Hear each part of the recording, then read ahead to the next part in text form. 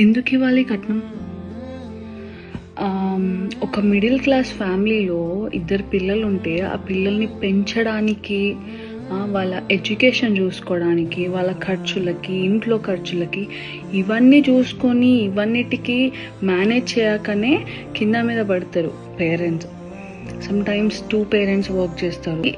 ఉన్న వాళ్ళు ఇచ్చుకుంటే ఓకే, అది గిఫ్ట్ గానో లేకపోతే ఓకే నా పిల్లలకి ఇవ్వాలనో.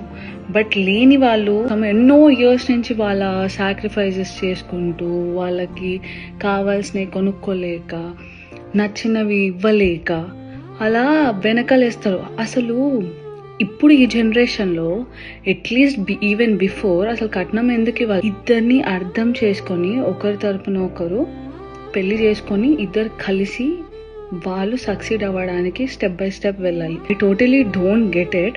ఫస్ట్ ఆఫ్ ఆల్ కట్నం సపోర్ట్ చేసే 2 sides పేరెంట్స్ని అనాలి. సెకండ్, కొడుకుకి ఐ అండర్స్టాండ్, ఓకే అమ్మాయిలు అబ్బాయికి ఏముంది అని ఆశించడం కూడా ఎంత తప్పో, అమ్మాయిల దగ్గర నుంచి కట్నం తీసుకోవడం కూడా అంతే తప్పు. So hope this will change soon. Nowadays I see that love మ్యారేజెస్లో లేకపోతే అర్థం చేసుకున్న వాళ్ళు ఇప్పుడు కొంచెం వెలుగులోకి వస్తున్నారు that we should not support dowry అని. But rest of the people are still on it. Bad when I heard about few newses that dowry అంటే కట్నం వేధింపుల వల్ల సూసైడ్స్ చేసుకోవడము. ఈ బిడ్డని కోల్పోయిన పేరెంట్స్ని అడగండి ఆ బాధ ఎట్లుంటుందో. అండ్ మా పేరెంట్స్కి స్ట్రైట్గా చెప్పాను, నేనైతే డౌరీ ఇవ్వాలని అనుకోవట్లేదు అండ్ నేను డౌరీకి అసలు సపోర్టే చేయను, అలా తీసుకునే వాళ్ళు నాకు వద్దు అని.